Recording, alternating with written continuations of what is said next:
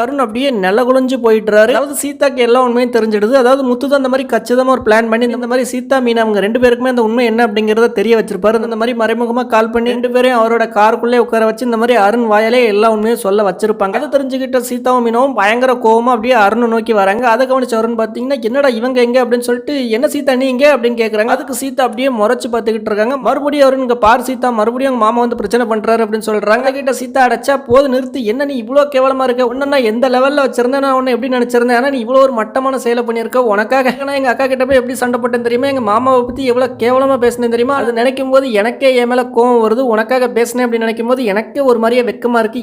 நீ எல்லாம் ஒரு மனுஷனா அப்படின்னு சொல்லிட்டு இருக்காங்க. அதுக்கு மறுபடியும் சீதா நான் என்ன சொல்ல வரேன்னா அப்படின்னு சொல்லும் போதே சீதா நீ ஒன்னும் சொல்ல வேண்டாம், இதோட நிறுத்திக்க, எல்லாம் ஒரு ஆளு, நீயும் பழி வாங்குற எண்ணம் அப்படின்னு சொல்லிட்டு போய அப்படின்னு கோவமா சொல்லிட்டு கூட காருக்குள்ள ஏறிடுறாங்க. அதுக்கப்புறமா முத்து இந்த மாதிரி அருண்கிட்ட சொல்றாங்க, ஏன்டா உனக்கு இந்த தேவையில்லாத வேலை, இனிமேல் நானே உங்ககிட்ட பிரச்சனை பண்ணா கூட சீதா நான் பிரச்சனை பண்ணேன்னு சொன்னா அதை நம்ப மாட்டா, அதனால இனிமேல் அது பார்த்து ஒழுங்கா நடந்துக்க, சீதாவை சமாதானப்படுத்தி அமுச்சு வைக்கிறேன் அப்படின்னு சொல்றாங்க. அதை கேட்டாருன்னா என்னடா இது நம்ம வச்ச ஆப்பு நமக்கு ரிவர்ஸ் ஆயிடுச்சு, இப்படி கேவலப்படுத்திட்டாங்களே அப்படிங்கிற வரை பார்த்துட்டு இருக்காரு.